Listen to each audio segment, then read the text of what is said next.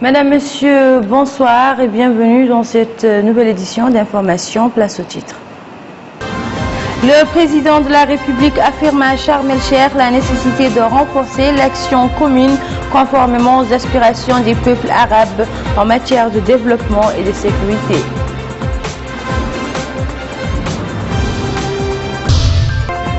La 26e session du sommet des pays arabes discute entre autres sujets de la redynamisation de l'initiative arabe de paix et de la lutte contre les groupes terroristes. En marge de ce sommet, le président de la République reçoit tour à tour le secrétaire général de l'ONU et le président du Parlement algérien. Merci de vous joindre à nous. Bienvenue à toutes et à tous. Un bonsoir particulier au doyen Yedali Hassan, auquel nous souhaitons de se rétablir au plus vite. Le président de la République prononce un discours devant le 26e sommet arabe à Sharm el-Cheikh. Je vous propose de suivre une traduction intégrale de ce discours avec Cheikh Nachir Salbou. Bismillahirrahmanirrahim. Wa sallallahu ala nabiyil karim. Son Excellence Abdel Fattah Sisi, président de la République arabe d'Égypte, président de la 26e session ordinaire du sommet, Majesté, Excellence, Altesse, Monsieur le secrétaire général de la Ligue arabe, Monsieur le secrétaire général des Nations unies, Monsieur, Madame, il m'est agréable d'adresser mes vifs remerciements à mon frère, son Excellence le Président Abdel Fattah Sisi, Président de la République arabe sœur d'Égypte, pour l'accueil chaleureux et l'hospitalité généreuse dont nous avons été l'objet, moi-même et la délégation qui m'accompagne depuis que nous avons foulé le sol égyptien. Mes vifs remerciements vont aussi à son Altesse Cheikh Sabah Al-Ahmed Jabir Al-Sabah, émir de l'État du Koweït, frère, pour tous les excellents efforts qu'il a fournis et pour la sagesse dont il a fait preuve durant sa présidence réussie de la 25e session du sommet, ainsi qu'au peuple et au gouvernement de l'État frère du Koweït pour ce qu'ils ont fait comme facilité et ayant contribué au succès du sommet. Je félicite également mon frère, son Excellence, le secrétaire général de la Ligue arabe, Dr Nabil El-Arabi, et ses collaborateurs pour les grands efforts qu'ils n'ont cessé de dispenser dans le cadre des préparatifs du sommet et du suivi de l'exécution de ses décisions. Majesté, Excellence, Altesse, notre 26e sommet arabo-ordinaire se tient sous le thème 70 ans d'action arabe commune dans une conjoncture internationale et régionale particulière, se caractérisant par une aggravation des défis auxquels fait face notre région arabe. La menace terroriste s'est accrue dans la zone sud au contrôle par des éléments armés de larges zones d'Irak et de Syrie, menaçant la paix et la sécurité dans la région tout entière.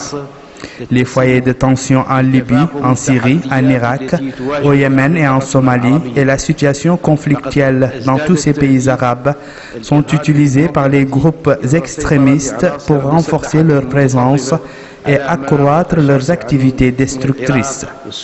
Faire face à ces dangers demande de nous tous plus de coordination et de coopération avec nos partenaires pour venir à bout de ces bandes du désordre et du crime. Dans ce sens, nous nous félicitons des efforts arabes et internationaux visant à mettre fin aux organisations extrémistes qui représentent la plus grande menace pour la paix mondiale et nous affirmons notre soutien aux efforts déployés pour le retour de la légalité au Yémen. Majesté, Excellence, Altesse, Messieurs, Madame, si notre sommet actuel se tient dans un contexte sécuritaire complexe, il en est de même de la situation économique caractérisée par les répercussions négatives de crises financières accumulées et par une lenteur de la croissance économique mondiale marquée par une baisse substantielle des prix de matières premières. Mais malgré la complexité de cette situation mondiale, de façon générale et arabe en particulier, nous sommes convaincus que notre nation est capable, avec l'aide d'Allah, de relever des défis, soient-ils sécuritaires, économiques et sociaux. L'action arabe commune a permis de grandes réalisations dans de nombreux domaines en réponse aux aspirations des peuples arabes, notamment sur les plans de la sécurité et du développement. Il est de notre devoir, et c'est un droit pour nos peuples, de redoubler d'efforts afin de consolider les acquis et d'accomplir de nouvelles réalisations. Les institutions de financement et autres fonds arabes ont joué des rôles positifs, illustrant le meilleur exemple du succès de la solidarité arabe. Nous sommes en droit d'être fiers de l'existence d'institutions financières arabes dynamiques qui renforcent leur situation financière grâce à 3 politiques efficaces et de bonne gouvernance, ce qui leur a permis de contribuer activement au financement du développement économique des États arabes, notamment des pays les plus nécessiteux. En Mauritanie, nous apprécions hautement les contributions importantes de ces institutions financières et fonds de développement qui jouent un rôle déterminant dans le financement des infrastructures de base, de la production et des services dans notre pays. Majesté, Excellence, Altesse, Monsieur, Madame, malgré les contraintes de la situation internationale et ses répercussions, les sommets de développement socio-économique arabe ont constitué des étapes importantes dans le processus de l'action arabe commune, engendrant des retombées largement positives pour les peuples arabes à l'Est comme à l'Ouest. Et dans ce contexte, le sommet du Koweït a été le coup d'envoi de l'initiative de mon frère, Son Altesse, Cheikh Sabah Al-Ahmed Al-Jabr Al-Sabah, émir de l'État frère du Koweït, avec la création d'un compte spécial pour le financement des petites et moyennes entreprises, dont les financements ont atteint les centaines de millions de dollars, qui ont profité en particulier aux jeunes du monde arabe.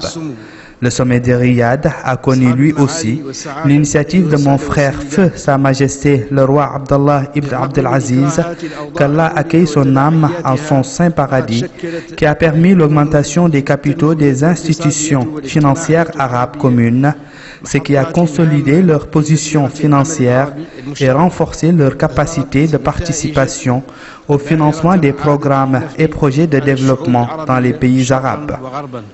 Majesté, Excellence, Monsieur, Madame, le meilleur moyen de faire face au terrorisme demeure la résolution des crises par les voies pacifiques à travers de sérieuses négociations menant à des ententes politiques pour le renforcement de la sécurité et de la paix civile.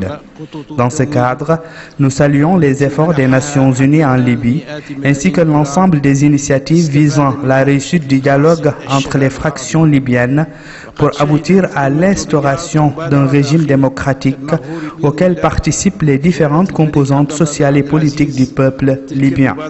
Nous confirmons également notre soutien ferme aux efforts de l'émissaire des Nations Unies en Syrie, tout en lui souhaitant bonne réussite dans sa mission de médiation, afin d'éviter au peuple frère de Syrie les malheurs des tueries et de destruction dont ce pays frère souffre depuis plus de 4 ans.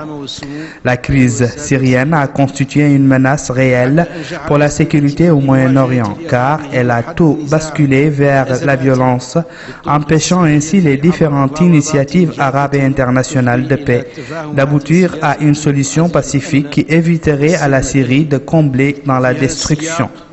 Et l'affluence des terroristes venus de toutes les régions du monde a fait du territoire syrien un fief pour les extrémistes de tout genre. Nous appelons les Syriens à se réunir autour d'une table de négociations pour trouver une solution politique concertée qui mettrait fin à cette crise afin de permettre le démarrage de l'opération de reconstruction.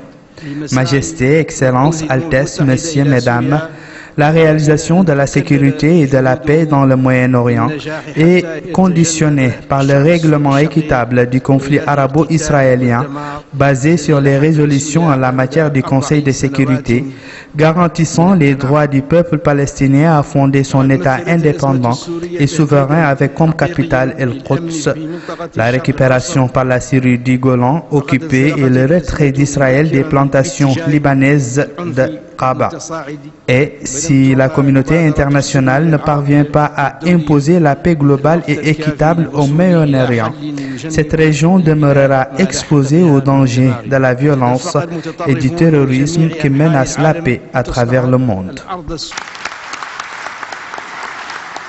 Les travaux de la 26e session ordinaire du sommet des pays arabes ont été ouverts à Sharm el-Cheikh aujourd'hui en présence du président de la République, Mohamed Ould Abdelaziz.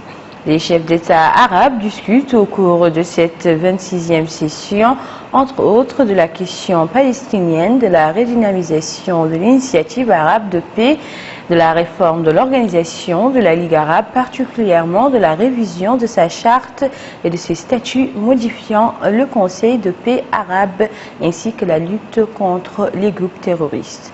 Dans un discours prononcé à cette occasion, l'émir du Koweït, son Altesse Cheikh Sabah Ahmed Al-Jaber, président de la 25e session, a fait le bilan de l'action commune arabe au cours du mandat de la présidence koweïtienne avant de procéder à la passation de la présidente tournante de la Ligue au président égyptien Abdel Fattah al-Sisi.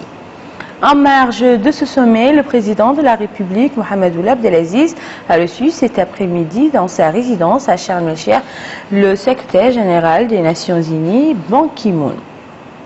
L'entretien a porté sur le développement de la situation internationale et régionale, ainsi que sur les voies et moyens de renforcer davantage la coopération entre la Mauritanie et l'ONU.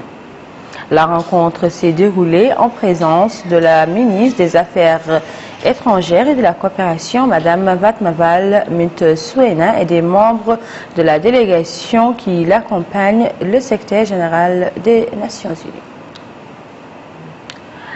Le chef de l'État a également reçu en audience aujourd'hui à Sharm el-Cheikh le président du Conseil algérien des Nations Unies, M. Abdelkader Ben Salah, qui représente l'Algérie au 26e sommet de la Ligue arabe qui se déroule actuellement en Égypte. L'audience s'est déroulée en présence de la ministre des Affaires étrangères et de la coopération, Mme Fatma Mint Souena, du ministre des Affaires économiques et du développement, M. Sidi Woulta, du directeur de cabinet du président de la République, Ahmed Ould Bahia, et de l'ambassadeur de Mauritanie au Caire, Weday Ould Sidi Heiba. Le président de la République est accompagné de son épouse Mariam Mint Ahmed Tekber, était arrivé hier à Sharm el-Cheikh en Égypte pour prendre part aux travaux du 26e sommet des chefs d'État et de gouvernement des États de la Ligue arabe. À son arrivée, le président de la République a été accueilli par son frère et ami Abdel Fattah al-Sisi, président de la République arabe d'Égypte, entouré des membres de son gouvernement et de plusieurs autres personnalités. Il a été également salué à l'aéroport par l'ambassadeur de Mauritanie au Caire et son délégué permanent à la Ligue arabe, ainsi que des membres de l'ambassade et des fonctionnaires mauritaniens à la Ligue arabe. Après avoir passé en revue des unités de l'armée venues lui rendre les honneurs, le chef de l'État s'est dirigé vers le salon des hôtes de marque à l'aéroport de Sharm el-Cheikh.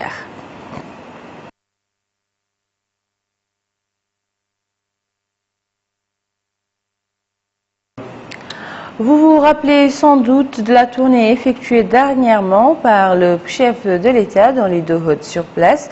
Le président de la République, Mohamed Ould Abdelaziz, avait visité des infrastructures socio-éducatives et inauguré d'autres infrastructures de base. Nous vous proposons ce soir un résumé de l'étape de la wilaya du Houd al-Sharqi avec Babacar Diaye. 10 jours de voyage sans répit, des dizaines de localités et de villes visitées sur fond de prise de contact et d'information. Débutée à Néma le 16 mars, cette tournée s'est achevée ce 26 mars à Kankossa. Des projets vitaux ont été inaugurés, d'autres lancés par le chef de l'État. Dans ce cadre, on peut citer celui de la route Bassiknou-Bangou, un réseau de routes qui va faciliter le déplacement des populations dans une zone qui connaît d'importantes activités commerciales et une activité agro-pastorale intensive. À Néma, le chef de l'État a également lancé le projet Zahar, considéré comme l'un des projets phares du gouvernement en matière d'approvisionnement en eau potable dans cette zone à partir de la nappe de Zahar, un projet d'envergure qui a séduit les populations. Les visites dans les structures sanitaires ont constitué également un temps fort dans l'agenda du président de la République. Dans le même sillage, le chef de l'État a inauguré des centres sanitaires qui vont jouer un rôle moteur dans l'accès des citoyens aux services de base sanitaire. Les écoles n'étaient pas en reste. Partout où il est passé, le chef de l'État a montré son attachement à l'éducation, d'autant plus que l'année 2015 a été déclarée année de l'enseignement par excellence. Autre volet et non des moindres, c'est l'agriculture.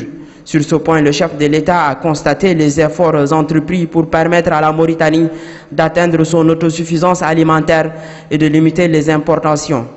Dans ce registre, le chef de l'État a inauguré une usine laitière. Dans les centres urbains comme dans les zones rurales, le chef de l'État a ressenti le niveau de satisfaction des citoyens à l'issue des efforts énormes déployés pour garantir leur développement, leur sécurité et leur stabilité. Cette tournée a permis au chef de l'État de s'enquérir de près de la situation des citoyens, d'écouter leurs doléances sans intermédiaire liées aux problèmes d'infrastructures sanitaires et de développement en général. Notre pays a célébré hier la journée internationale du théâtre sous le thème « Le théâtre national est indispensable pour le développement ». L'événement a donné lieu à un colloque organisé par le ministère de la Culture et de l'Artisanat axé sur le bilan de 50 ans du théâtre mauritanien et ses perspectives d'avenir. C'est un compte-rendu de Rabia Deta. Thème, le théâtre national est indispensable pour le développement que notre pays a célébré la journée internationale du théâtre. La ministre de la Culture et de l'Artisanat, Mme Hindou Mentainina, a insisté sur le rôle des inventeurs et créateurs dans la promotion des facultés créatives chez les jeunes Mauritaniens. Elle a appelé les intervenants dans le domaine à le mettre au service du développement national, réitérant que son département va soutenir toutes les initiatives allant dans ce sens. Pour sa part, le président de l'Association mauritanienne du théâtre, M. Taqioul Abdelhaï, a mis en exergue l'apport de son association dans la promotion du théâtre à travers des formations pour les jeunes acteurs. Le mot des troupes théâtrales de cette année est celui du réalisateur international polonais Krzysztof Kawicki, mot prononcé à sa place par le réalisateur mauritanien Baba Mini, qui a mis en exergue que les théâtres est le tremplin pour pouvoir exprimer tous les sentiments cachés, ce qui restera à travers le temps. Cette journée a été l'occasion pour faire le bilan des 50 ans du théâtre mauritanien et de voir avec les acteurs de cet art leurs perspectives d'avenir. Dans le même siège, la troupe théâtrale Chourouk a organisé une cérémonie à cette occasion sous le thème « Le rôle du théâtre dans le renforcement de l'unité nationale ». Au programme de cette manifestation à laquelle ont assisté les directeurs des centres culturels, les artistes et les journalistes des exposés passant en revue l'importance du théâtre. Le porte-parole de cette troupe théâtrale a rappelé l'importance de la Journée internationale du théâtre, soulignant qu'elle est une occasion pour renouveler leur attachement au théâtre qui est selon lui un vecteur de développement. Nous mettons à présent le cap sur la wilaya du Térizemour, précisément à Bir Mogren, qui reçoit une délégation de médecins spécialistes. Ces médecins ont organisé une journée médicale au profit des populations de cette Muqata'a, journée au cours de laquelle plusieurs consultations ont eu lieu. El Hajj Abdallah Hidji. La Muqata'a de Bir Mogren, située à l'extrême nord du pays, a bénéficié récemment de nombreuses interventions sociales. Des interventions qui ont contribué à l'amélioration des services sociaux dans la Muqata'a. Dans ce sens, une journée de santé a été organisée dans cette Muqata'a au profit des familles pauvres. Cette journée de bénévolat a donné lieu à des consultations et des soins à l'initiative d'une mission médicale regroupant des spécialistes et des infirmiers.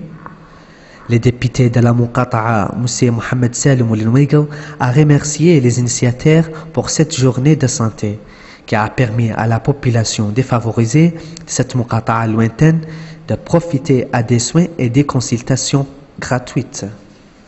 La mission médicale a déclaré que cette journée a pour objectif d'offrir des consultations spécialisées et généralistes et de sensibiliser sur l'importance du diagnostic précoce qui est considéré comme une mesure préventive pour éviter la complication des maladies.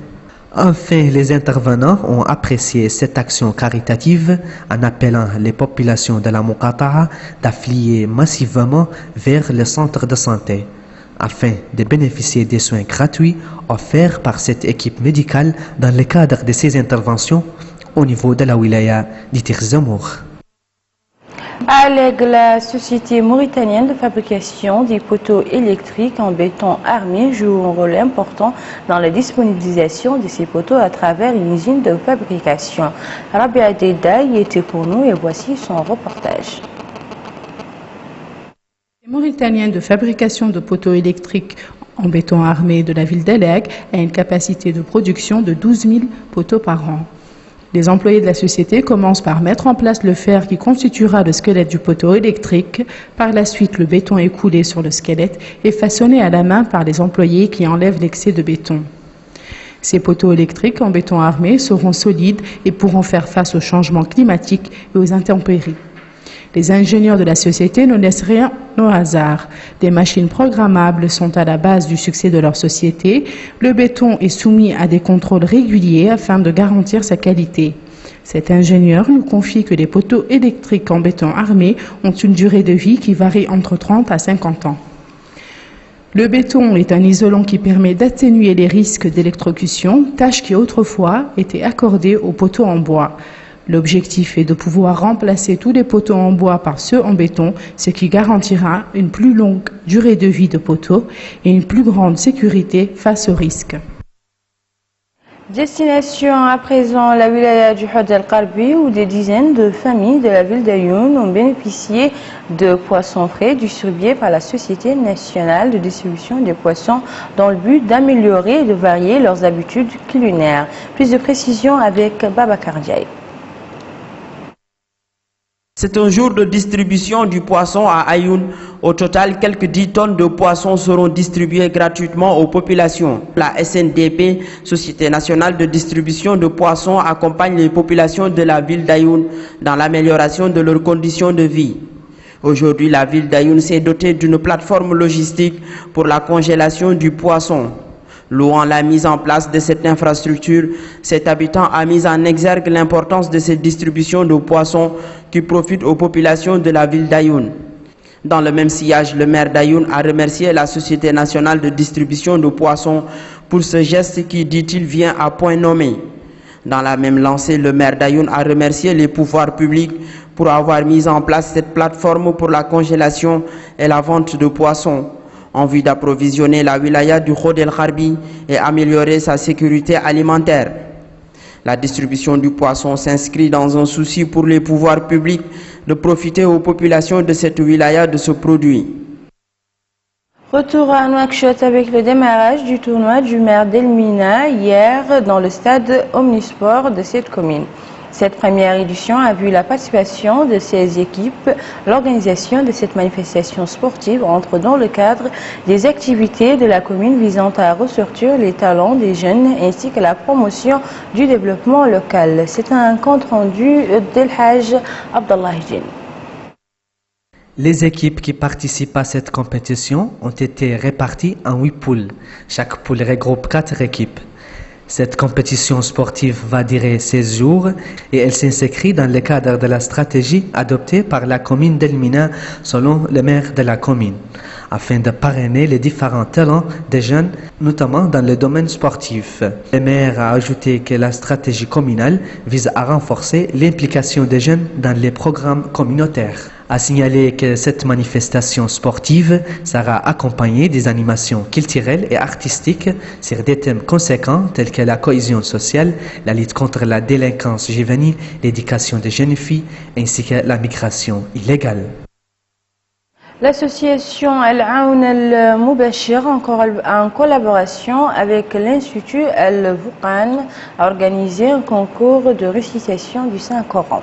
Le concours a connu une large participation des étudiants de l'Institut.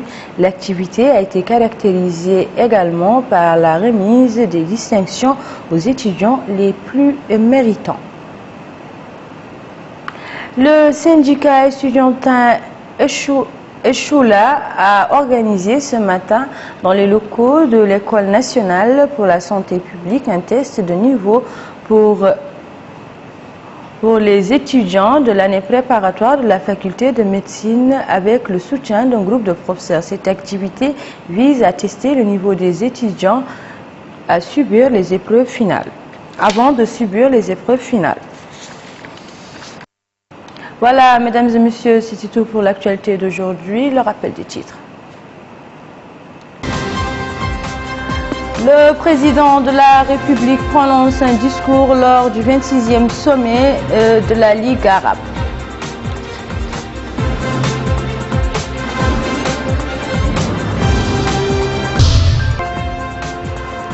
Le président de la République assiste au 26e sommet de la Ligue arabe.